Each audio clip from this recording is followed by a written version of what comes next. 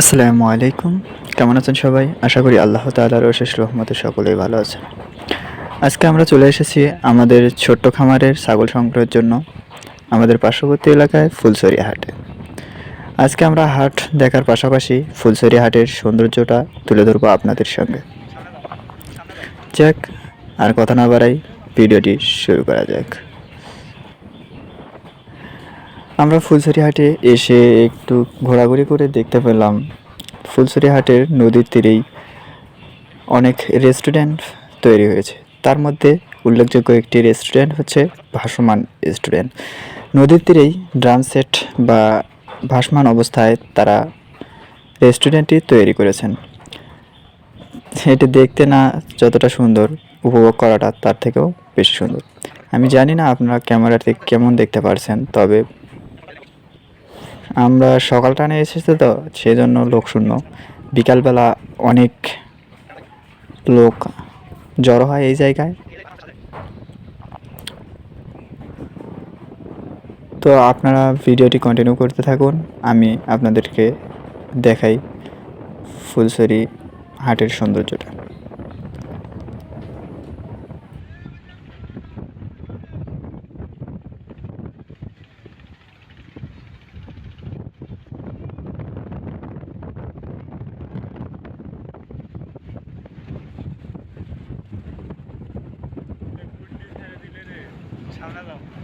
সামনে দাও।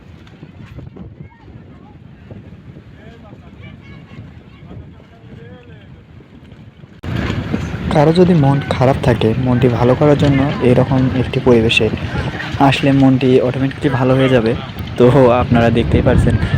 তো নদীতে যারা আর কি নৌকা দিয়ে যারা জীবনের ঝুঁকি নিয়ে চলাফেরা করে, জানি না তাদের জন্য এটা কতটা ঝুঁকিপূর্ণ, তবে আমার দিক থেকে আমি মনে করি যে এটা অনেক ঝুঁকিপূর্ণ একটি কাজ। চরের মানুষজন এইভাবে নদীতে ডিঙি নায়ে তারা এই বাজারে চলে আসে।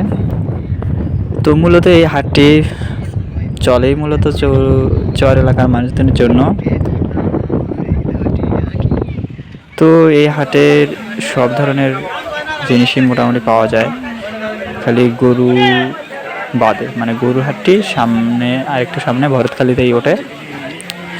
তো এখানে ছাগল, বিভিন্ন ফসল ফলাদি সব ধরনের জিনিসই এই হাটে পাওয়া যায়। তো এইখানে বিশেষ করে শুটমরিচের আড়ত একদম জমজমাট, শুটমরিচের ব্যবসা।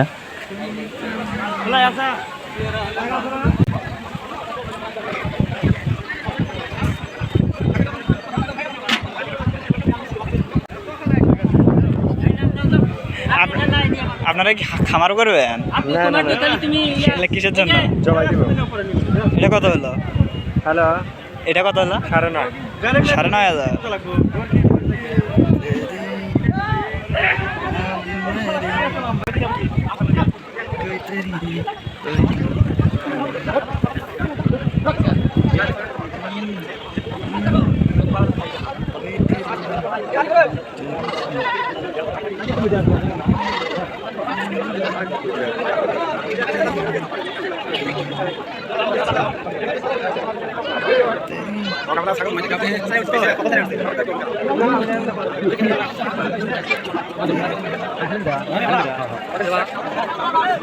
ভাই এটা কত?